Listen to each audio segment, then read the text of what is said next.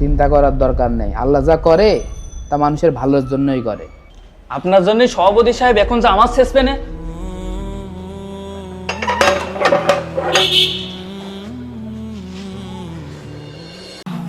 হুজুর,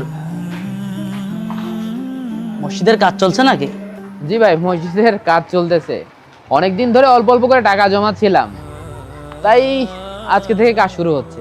হুজুর, আপনি যদি অনুমতি দিতেন তাহলে আমি মসজিদের উন্নয়নের কাজে কিছু টাকা দান করতাম।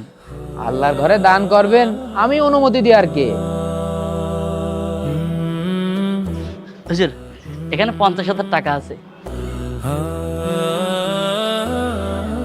জাযাকাল্লাহু খায়রান। এই টাকাটা মসজিদের উন্নয়নের কাজে লাগায়েন। ভাই, কিছু মনে না করলে একটা কথা জিজ্ঞেস করতে পারি? জি হুজুর, বলুন। মসজিদে এত টাকা দেওয়ার কারণ কি? হুজুর, আপনার কি মনে আছে আপনাদের মসজিদের দান বাক্স থেকে একদিন টাকা চুরি হয়েছিল? মনে আছে।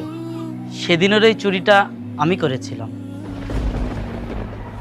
তখনকার সেই সময় আমি জুয়া খেলতাম, নেশাভান করতাম। আমি চারিদিকে ঋণে জর্জরিত হয়ে গিয়েছিলাম। কোনো দিক ঠিক না পেয়ে মসজিদের রাস্তাতে হেঁটে যাচ্ছিলাম। যাওয়ার পথে থেকে মসজিদের দান বাক্সটা খোলা। চারিদিকে তাকিয়ে দেখি কেউ নেই।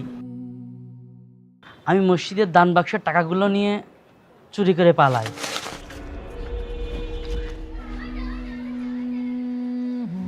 সেই দিনই আমি প্রতিজ্ঞা করি, আমি যদি এই বিপদ থেকে উদ্ধার হতে পারি তাহলে আল্লাহর ঘর মসজিদে 50,000 টাকা দান করব। আল্লাহ আমার বিপদে সাহায্য করেছে, তাই আমি এই 50,000 টাকা দান করে আল্লাহর উপর শুকরিয়া আদায় করলাম। আপনি কি জানেন, যখন মসজিদের দান বাক্স থেকে টাকাটা চুরি হয়েছিল তখন আমি কি বলেছিলাম? কি বলেছিলেন হুজুর?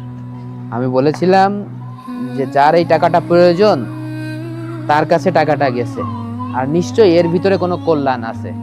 হুজুর, আমার মনে হয় সব ভাগ্যে লেখা ছিল।